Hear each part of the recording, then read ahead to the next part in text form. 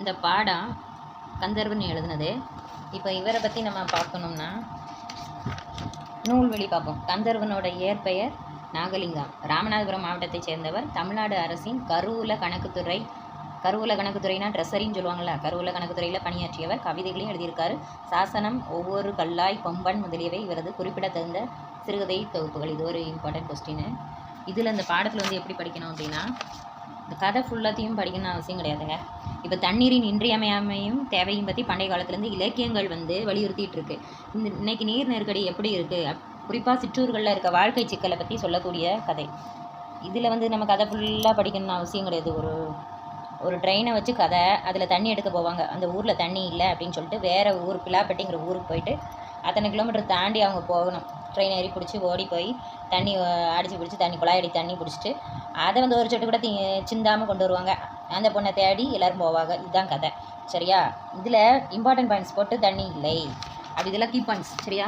ஐயாவுக்கு எப்போதும் கணக்கு தான். இதில் கேரக்டர் நேம் பார்த்துக்கோங்க. இந்த கதையில் வந்து இந்திரா தான் குடத்தை தூக்கிட்டு இடுப்பில் வச்சுட்டு அந்த வாரியை தாண்டி ஓடுறார். மேட்டை எட்டும்போது 7-8 பெண்கள் இடுப்பில் குடத்தை வச்சுக்கிட்டு ஓடி வந்து இந்திராவை முந்தை பார்த்தாங்க. அப்புறம் அந்த கதையெல்லாம் தேவையில்லை.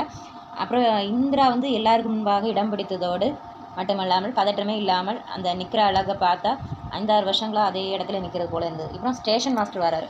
அடுத்து ரயிலில் காட்டு யானை வந்து பிளிரிக்கிட்டு வந்திருக்கு. அடுத்து வந்து இந்திரா வந்து என்ன செஞ்சுக்கா, குடத்தோடு பெட்டிக்குள்ளே பாய்ந்துட்டா. அதெல்லாம் ஒரு இம்பார்ட்டன்ட் பாயிண்ட்டு. அப்புறம் பிலாப்பட்டிக்கு போயிருக்கா, சரியா? எல்லா ஊர்களும் பஞ்சத்தில் தீஞ்சு போயிட்டான். அப்புறம் உலகம்மாள் கோயில் கிணறு இருக்குது. அப்புறம் 3 மைல் தூரம் நடந்து பிலாப்பட்டிக்கு போகணுமா, அதனால் ட்ரெயின் ஏறி போயிருக்காப்புல. அடுத்து 4 மாதத்துக்கு முன்னாடி தான் ரயில் நிலைய ஓரத்து வீடுகளில் வந்து தண்ணி இல்லை அப்படின்னு சொல்லிட்டு இந்த பேச்சு. அப்புறம் அவள் ஒரு கனவு கண்டிருக்கா. என்ன கனவு கண்டிருக்கா? தண்ணி இருக்கணும் அவள் கல்யாணம் ஆகி போகிற ஊரில் அப்படின்னு. ஸ்டேஷன் மாஸ்டர் வந்து எல்லாரையும் விரட்டியிருக்காங்க. அப்புறம் பாயிண்ட்ஸ் மேன் அப்படிங்கிறவர் பக்கத்து ஊருக்காரர். இது எல்லாமே நீங்கள் படிக்க வேண்டியதுதான். அப்புறம் வெள்ளை பாட்டில்களில் தண்ணீரை 15 ரூபாய்க்கும் 20 ரூபாய்க்கும் வாங்கி வச்சுட்ருக்காங்க.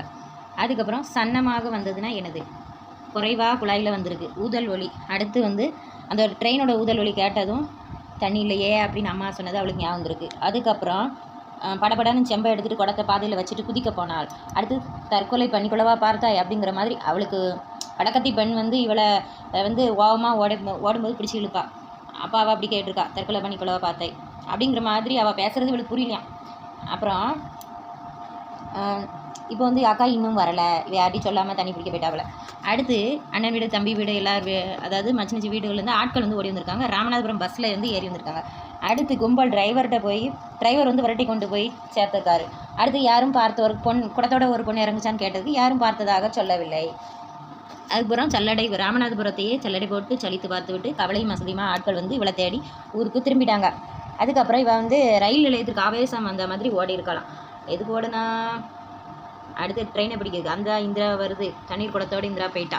அடுத்து அவள் சொன்னது ஊக்கம், நாளைக்கு வரை குடிக்க எங்கே போகிறது, அதனால தான் நான் இவ்வளோ தூரம் ட்ரெயின் ஏறி நான் போனேன்னு சொல்லியிருக்கா. இது எல்லாமே இம்பார்ட்டன்ட் கீ பாயிண்ட், சரியா? கதையே வந்து அவள் தண்ணி பிடிக்க போகிறா, அவள் ஊரில் தண்ணி இல்லை, அதனால தான் வாழ போகிற அதாவது ஊர்லேயாவது தண்ணி வசதியோடு இருக்குது. அதனால இனி அடுத்த பாடம் வந்து அடுத்த வீடியோவில் பார்க்கலாம். நம்ம சேனல் பிடிச்சிருந்ததுன்னா லைக் பண்ணுங்கள், ஃப்ரெண்ட்ஸ் கூட ஷேர் பண்ணுங்கள், பிடிச்சிருந்தா சப்ஸ்கிரைப் பண்ணுங்கள். பாய்.